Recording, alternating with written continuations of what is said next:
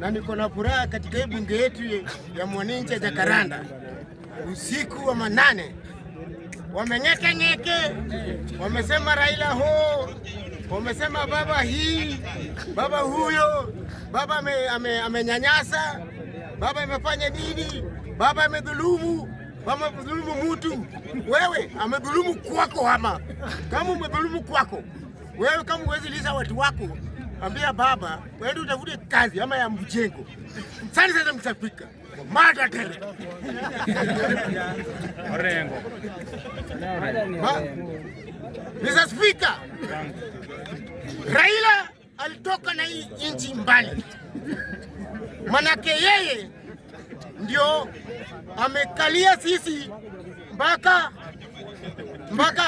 naweza ongea sasa kama usiku wa manane. Mwingine ukimpinga ungekuwa na ngeke hapa. Kimpingo kuko na ngeke. Unampinga sasa ungekuwa na ngeke kunipiga. Wewe pinga tu utatoka mbio siku moja wewe. Orengo ameenda State House. Raila, tupendaneni. Mambo ya siasa tuweke mbele. Kama uko na kiongozi wako, enda kwa kiongozi wako, sifu kiongozi wako, kaa na yeye na mkae pamoja, umsifu na umpatie kura siku zijazo.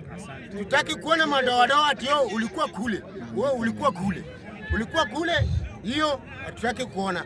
Hata ukiwa na Gachagua, tafutia Gachagua kura. Ukiwa na Tembea, tafutia na Tembea kura. Ukiwa na, lakini kuna mjamaa anatusi Alisa Njo. Anaitwa nani Mr.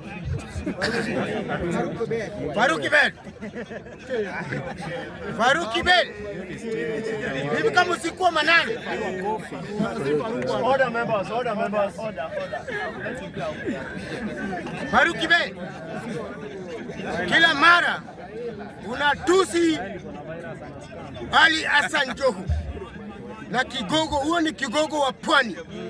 Ni ya wanapwani. Wacha sasa niongee Kiswahili sanifu sasa. Kigogo ya wanapwani kule. Sasa hii alikigoa tuwepo leta kichwa yako hiyo kubwa. Ati unataka kudusi Ali Hassan Joho. Unajua Ali Hassan Joho kweli?